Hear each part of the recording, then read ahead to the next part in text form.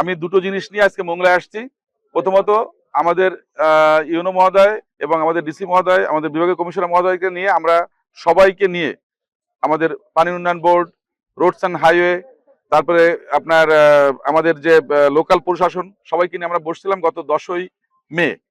তো তখন আমাদের একটা কর্মপরিকল্পনা ঠিক করা হয়েছিল যে আমরা এখানে যেহেতু আপাতত ব্রিজ করতে আমাদের সময় লাগতেছে, আমরা মোংলায় এই বিশেষ করে যারা শ্রমিক আছে, ইপিজেড বা বন্দর শ্রমিক বা এখানে সাধারণ মানুষ যারা যাতায়াত করছে, তাদের যাতায়াতের সুবিধার্থে আমরা এই ঘাটটাকে চালু করব এবং 24 ঘন্টা আমাদের ফেরি চলাচল রাখতে হবে। এখন এটা জোয়ার ভাটার সঙ্গে যুক্ত ছিল, সেটাকে আমরা সম্পন্ন করেছি ড্রেজিং। আজকে এখানে পন্টুনের যে কাজটা ছিল সেটাও শেষ হচ্ছে। আমরা আশা করছি আজকে বিকেল বা আগামীকাল সকাল থেকে এইটা আমরা 24 ঘন্টা চলাচল করতে পারবো। তো এটা আমাদের একটা প্রথম সাকসেস। পাশাপাশি এখানে আমরা দুটো ফেরি রাখতেছি, কারণ সকালবেলায় ভিড় অনেক বেশি থাকে। দুটো ফেরি আমরা অলরেডি নড়াইল থেকে একটা ফেরি কালকে এসে এখানে পৌঁছেছে।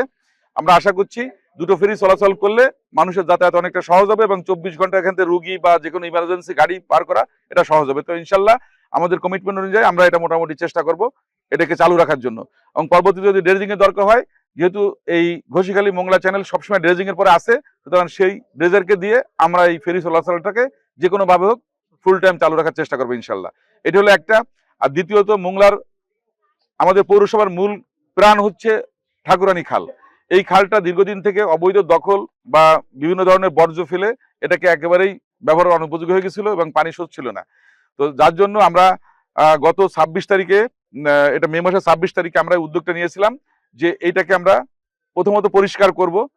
তো আমাদের ইউনো মহোদয়, অর্থাৎ উনি মোংলা পৌরসভার প্রশাসক, সেই হিসেবে উনি উদ্যোগ নিয়ে এটাকে পরিষ্কার করেছেন।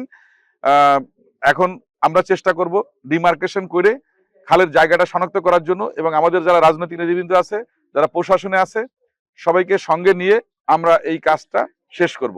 করার পরে তারপরে আমরা পানি উন্নয়ন বোর্ডকে দিয়ে আমরা এটাকে খননের ভিতর নিয়ে আসবো। তো এইটা হচ্ছে, আশা করি যে এটা যদি হয়ে যায় তাহলে এখানকার একদিকে যেমন মনে করেন ডেঙ্গু, চিকুনগুনিয়া বা অন্যান্য রোগের যে আশঙ্কা সেটা থাকবে না, পাশাপাশি এখানকার বায়োডাইভার্সিটি বা জীব বৈচিত্র্য সেগুলো উন্নত হবে, শহরের সৌন্দর্য বৃদ্ধি পাবে। তখন সেই লক্ষ্যে আমরা কাজ করছি।